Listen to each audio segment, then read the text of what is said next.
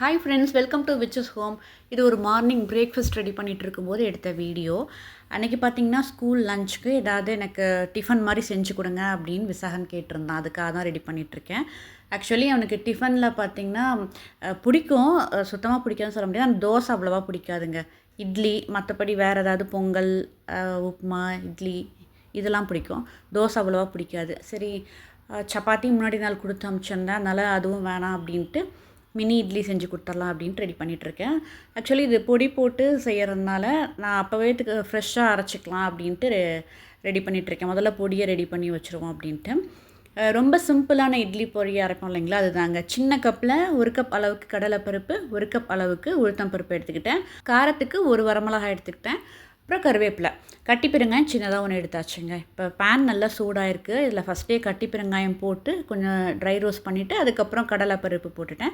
இது கடலைப்பருப்பு கொஞ்சம் சூடானதுக்கப்புறமா உளுத்தம் பருப்பையும் அதுலேயே சேர்த்தாச்சு. எல்லாமே நல்லா ஒன்றாவே வறுப்பட்டு வந்துட்டோம் அப்படின்ட்டு அது கூடயே உளுத்தம் பருப்பு, வரமிளகா, கருவேப்பிலை, கொஞ்சம் கல்லுப்பு இது எல்லாத்தையும் ஒன்றாவே சேர்த்துட்டு கலர் மாறி வர வரைக்கும் நல்லா வறுத்து எடுத்துக்க போகிறேன். வறுத்துட்டு நம்ம அதை அப்புறம் ஆற வச்சு ரெடி பண்ணிக்கலாம். இதை வறுத்து வச்சிட்டோம் அப்படின்னாக்கா அதுக்கப்புறம் இட்லி ஊற்றிக்கலாம் அப்படின்ட்டு இதை ஃபஸ்ட்டே ரெடி பண்ணி வைக்க போகிறேன்.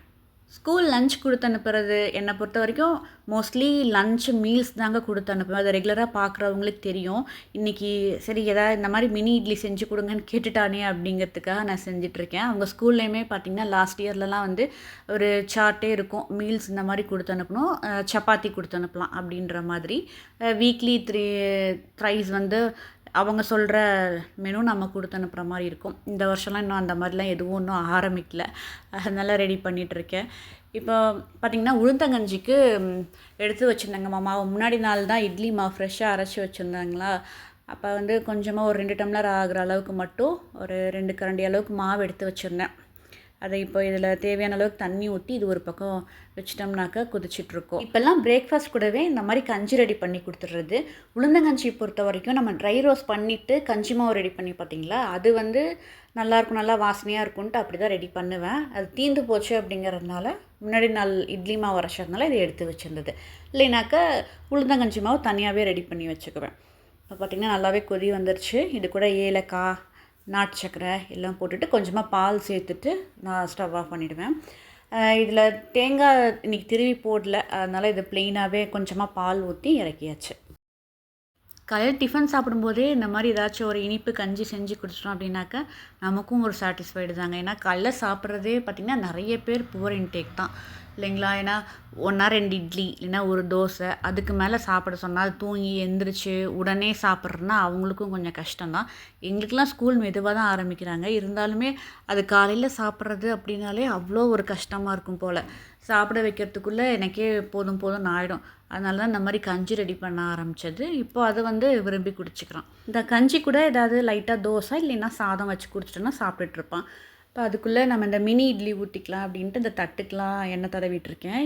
இந்த தட்டுமே புதுசு தாங்க. இப்போ ரீசெண்டாக சேலம் போயிருந்தேன். அம்மா ஊர் வந்து மேட்டூர், அங்கேருந்து சேலம் ஒரு நாள் இந்த பிள்ளைங்களெலாம் கூட்டிகிட்டு மாலுக்கு போயிட்டு வரலாம் அப்படின்ட்டு இப்போ புதுசாக ஃபோர்ஸ்ன்ட்டு ஒரு மால், இந்த ரத்னவேல் கவுண்டர் கல்யாண மண்டபம் இருக்கும் இல்லைங்களா, சேலத்தில் இருக்கிறவங்களுக்கு தெரியும், சேலம் டிஸ்ட்ரிக்ட் இருக்கவங்களுக்கு. அங்கே அந்த மால் தான் போயிட்டுருந்தோம். அங்கே போயிட்டு அப்படியே மங்கள் போகலாம் அப்படின்னு சொல்லியிருந்தேன். ஏன்னா நான் வருஷத்தில் ஒரு தடவை தான் இந்த மாதிரி சேலம் ஷாப்பிங் அப்படின்னாலே போகிறது. ஏன்னா ஈரோட்லேயே மோஸ்ட்லி என்னோடய ஷாப்பிங்கெல்லாம் முடிஞ்சிடும் அப்படிங்கிறதுனால சேலம் ஷாப்பிங் அப்படிங்கிறது எப்போயாவது தான். அதனால் சொல்லியிருந்தேன். சரி ஓகே, எல்லாருமே ஆளாளுக்கு வந்து எங்கள் ஃபேமிலி மெம்பர்ஸ் எல்லாருக்குமே ஒன்று ஒன்று வாங்க வேண்டியிருக்கு அப்படின்னாங்கன்னு சொல்லிட்டு போயிருந்தோம். அப்போ நான் சரி போனதுக்காக இது நல்லா இருந்துச்சு. அப்புறம் ஒரு லாங் லேடல், நான் ரொம்ப நாள் இந்த மாதிரி வாங்கணுமேன்னு யோசிச்சு வச்சுருந்த ஒரு கரண்டி அங்கே இருந்தது. இது 2 மட்டும் தான், மற்றபடி எல்லாமே விண்டோ ஷாப்பிங் தான். அப்புறம் இதை வாங்கிட்டு வந்தாச்சு. இதில் என்னென்னா அங்கே அந்த மால் என்னன்னு சொன்ன பார்த்தீங்களா, அங்கே வந்து நான் ஒரு விஷயத்த மிஸ் பண்ணிட்டேங்க. ஏன்னா அங்கே போனதுக்கப்புறம் டைமும் இல்லை, கரெக்டாக இருந்துச்சு. படத்துக்கு தான் போயிருந்தோம். அந்த படம் பார்த்து முடிச்சுட்டு வெளியில் வந்து ஷாப்பிங் பண்ணிவிட்டு வரதுக்கு சரியாக போச்சு.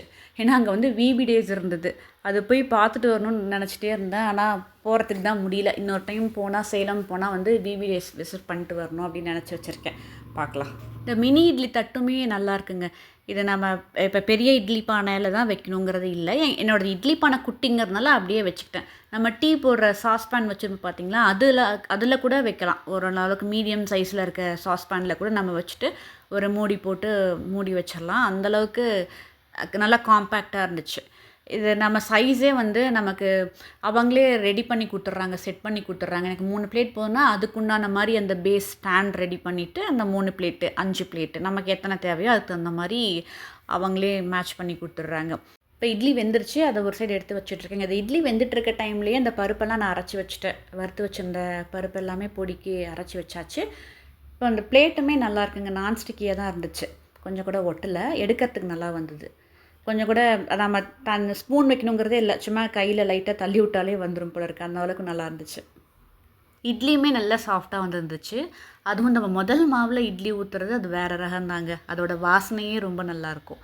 என்னதான் நம்ம ஸ்டோர் பண்ணி வச்சு புளிக்காம நல்லா தான் இருக்கு அப்படின்னு நினச்சிட்டு நம்ம இட்லி ஊத்துனாலும், அந்த முதல்ல மாவு எடுத்து அதுக்கு ஊத்துற இட்லி வந்து அது வேற ரகம்தான். சரி ஓகே. அதுக்கு என்னங்க பண்ண முடியும்? நமக்கும் மாவு இருந்தா தான் வேலையாகும். அதனால ஒரு 2 நாளைக்கு தேவையான மாவு அரைச்சி வச்சுட்டோம் அப்படின்னாக்கா, அடுத்த 2 நாளைக்கு வேறு ஏதாவது செஞ்சுக்கிட்டு, அதுக்கப்புறம் மாவு அரைச்சிக்கலாம் அப்படின்ட்டு இந்த மாரி மாற்றி மாற்றி ரெடி பண்ணிக்கிறது எதையாவது ஒண்ணு. இட்லிலாம் எடுத்துகிட்டு இருக்கும்போதே அவனும் ரெடியாகி வந்தாச்சு. நானும் எடுத்து பார்க்குறேங்கம்மா அப்படின்னு சொல்லிட்டு எடுத்து பார்த்துட்டு இருந்தான். நமக்கே ஒரு புது பொருள் இருந்தால் அது மேலே ஒரு ஆர்வம் அதிகமாக இருக்கும். அதே மாதிரி குட்டி பசங்களுக்கும் அதை பார்க்கும்போது ஒரு இன்ட்ரெஸ்டிங்காக இருந்திருக்கும் போல இருக்குது. அதை எடுத்து வச்சுட்டு இட்லியெல்லாம் இப்போ எடுத்து வச்சாச்சு. இப்போ தாளிச்சிக்கலான்ட்டு ஒரு கடாய் வச்சுட்டு ஒரு 2 டேபிள் ஸ்பூன் அளவுக்கு எண்ணெய் ஊற்றிட்டேங்க. நம்ம நெய் கூட மிக்ஸ் பண்ணிக்கலாம். நான் லாஸ்ட்டாக நெய் மேலே ஊற்றிக்க போகிறேன் அப்படிங்கிறதுனால ஒரு 2 டேபிள் ஸ்பூன் அளவுக்கு எண்ணெய் ஊற்றிட்டு அதில் கடுகு, கருவேப்பிலை, வெங்காயமும் போட்டுக்கிட்டேன். பெரிய வெங்காயம் நல்லா ஸ்லைஸ் பண்ணி நல்லா தின் ஸ்லைஸ் பண்ணிவிட்டு அதையும் போட்டுட்டு கொஞ்சம் கலர் மாறின உடனேயே நம்ம அரைச்சி வச்சுருக்க பொடி, இட்லி பொடி அதை ஒரு 2 ஸ்பூன் அளவுக்கு சேர்த்துக்கிறேன். வெங்காயம் வதங்கிட்டு இருக்கும்போதே நம்மக்கிட்ட ஏதாவது வெஜிடபிள்ஸ் ஏதாவது பேபி கார்ன், ஸ்வீட் கார்ன் இல்லைன்னா பன்னீர்லாம் இருந்தால் குட்டி குட்டி க்யூப்ஸாக கட் பண்ணி சேர்த்துக்கலாம். நல்லாயிருக்கும். என்கிட்ட இன்றைக்கி கைவசம் நாட்டுக்காய் தான் எல்லாமே இருக்குது. எந்த இங்கிலீஷ் வெஜிடபிள்ஸும் இல்லை அப்படிங்கிறதுனால வெறும் ப்ளெயின் வெங்காயம் மட்டும் சேர்த்துக்கிட்டு வதக்கிட்டு இப்போ பொடியும் சேர்த்துட்டு இட்லி போட்டு நல்லா டாஸ் பண்ணி எடுச்சிட்டோம் அப்படின்னாக்க பொடி இட்லி ரெடி. இதுக்கு மேலே 1 ஸ்பூன் அளவுக்கு நெய் விட்டுட்டோம் அப்படின்னா இன்னும் நல்லா வாசனையாக இருக்கும் இல்லையா? அதுக்காக 1 ஸ்பூன் அளவுக்கு நெய் சேர்த்துக்கலாம். அப்புறம் இந்த ஒரு செஞ்சுட்டு நான் இன்னும் கொஞ்சம் மிச்சம் இருந்த இட்லியில் என்ன பண்ணிட்டேனாக்க நெய் சேர்த்துட்டு ஒரு 1/2 ஸ்பூன் அளவுக்கு மிளகுத்தூள் சேர்த்துக்கிட்டேங்க. அதில் கொஞ்சம் இன்னும் கொஞ்சம் ஸ்பைஸியாக இருக்கும் அப்படிங்கிறதுனால. ஏன்னா பொடியில் நான் கொஞ்சம் காரம் கம்மியாக தான் போட்டிருந்தேன். காரம் சாப்பிட மாட்டான் விசாகன் அப்படிங்கிறதுனால. மிச்சத்துக்கு நான் மிளகுத்தூள் சேர்த்து ரெடி பண்ணியாச்சுங்க. ரொம்ப நல்லா இருந்தது. ட்ரை பண்ணி பாருங்கள். இந்த வீடியோ உங்களுக்கு பிடிச்சிருக்கு அப்படின்னாக்க லைக் பண்ணுங்கள். இவ்வளோ நேரம் இந்த வீடியோ பொறுமையாக பார்த்தவங்க எல்லாருக்குமே ரொம்ப நன்றிங்க. பாய்.